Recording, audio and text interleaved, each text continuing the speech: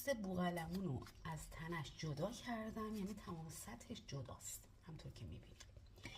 جعفری، سیر و پیاز و کره رو با هم مخلوط کردم. چون خیلی عجله دارم یه مقدار کره رو گذاشتم رو حرارت، خیلی عجله دارم. بعد ماست دارم اینجا، همین ماست معمولی. با ماست معمولی اول تنه بوقلمونمون رو ماستی میکنیم. این کار باعث میشه که بوقلمون همون سینه، گوشت سینه، قسمت سینهش خیلی لطیف بشه. ماست رو به تمام سطح بوقلمونمون میزنیم. اینو باید در واقع این کار رو من قبلا این ویدیو رو گرفتم و شیرم کرده بودم. به تمام بدن بوقلمون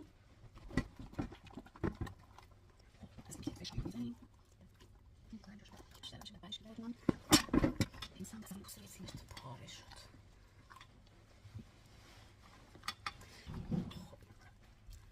این کاملا همه جاشو گرفته این مواد.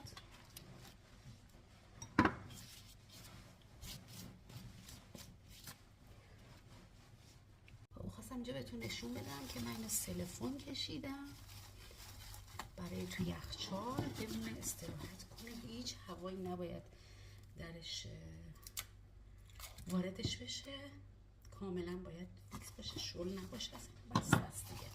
میذارمش یخچال برای روز بعد.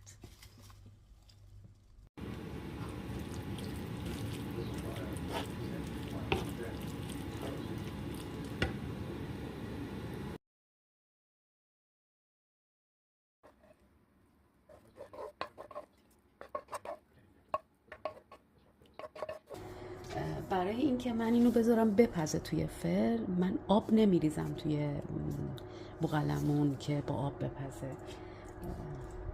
2 تا بسته شیرنارگیل رو بهش یه مقدار ادویه و اینجور چیزا اضافه میکنم و آب لیمو و میریزم توی این سینی که بوقلمونمون چون طول میکشه خیلی بپزه. حدوداً 3 ساعت توی فر هست با حرارت ملایم که خوب بپزه.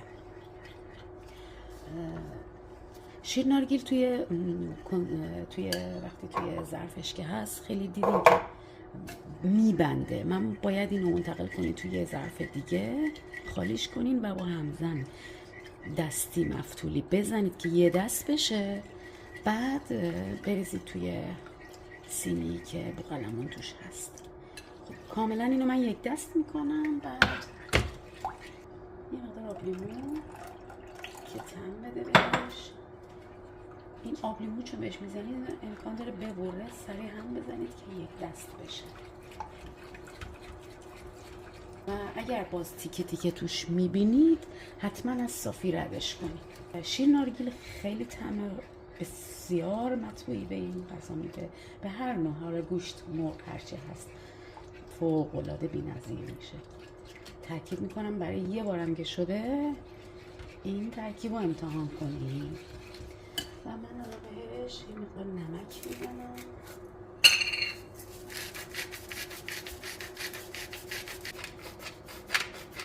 وقتی که آب لیمو بهش میزنید این مقدار سفت میشه، سریع باید هم بزنیدش، نباید شل بگیرید، هم بزنید که دوباره به شکل اولش برگرده.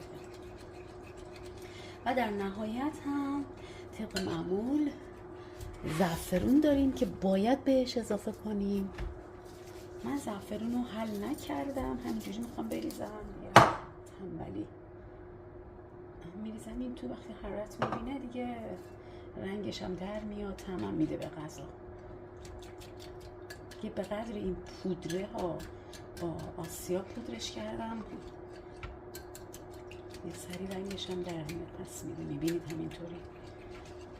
در واقع ما نباید توی زعفرون وقتی میخوایم آب کنیم، حل کنیم، نباید توی آب جوش بریزیم. اینو حتما کسایی که آشپزی واردن میدونن، توی یخ باید بذاریم. الان شیرنارگیلم خیلی سرده چون رو تراس بود. میبینید که زعفرونو که ریختم رنگش پس داد. سریع بیشتر میریزم، طعم بده به بوقلمون. هستی هستی ما ایرانی هست دیگه. خب زعفرونش دیگه واقعا عالی شد، زیاده، میریزمش توی این قلمون. فیله پرتقال بهتون نشون بدم، یادم رفته. بعد فیله پرتقال ریختم و زرشکم بهش اضافه کردم، پیاز رو تفت دادم. دیگه این مراحل من فیلم نگرفتم که فیلم انقدر طولانی بشه. پیاز رو تفت دادم، سرخ نکردم، بعد هویج رو بهش اضافه کردم، بعد با هم دوباره مجددا تفت دادم یه 5 دقیقه، حرارت زیاد بالا نبود. و آلوها رو هم ریختم، آلو جنگلی رو، و مجددا همه رو با هم تفت دادم. یه کوچولو رب ریختم، رب زیاد نریختم، بعد زعفرون ریختم توشونو یه مقدار و اینا رو آب لیمو زدم، پوست لیمو زدم. اینا طعم غذا رو چند برابر میکنه، پوست لیمو تو غذا. این از این دیگه. ایناش هم که دیدید میتونید رو پوستش هم بریزید. البته نفوذ که نمیکنه داخلش، مهم داخلشه که داره. میتونید از این مواد توی پوستش هم یه مقدار بریزید از این منم ریختم اینجا رو همینجور که میبینید. اصلا نریزیدم اشکال نداره، چون به اندازه کافی مواد داخل شکمش و زیر پوستش من زدم دیگه. این طعمونو فوق‌العاده میکنه. خب این دیگه تموم شده و باید بره توی فر. فقط من روش رو فویل بپیچم که کاملا محافظ بشه، سری نسوزه. اینو من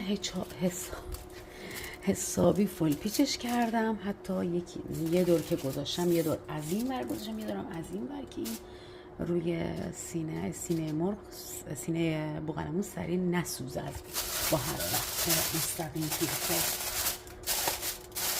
و میذارمش توی فر حدوداً 2-3 ساعت با حرارت 175 درجه سانتیگراد.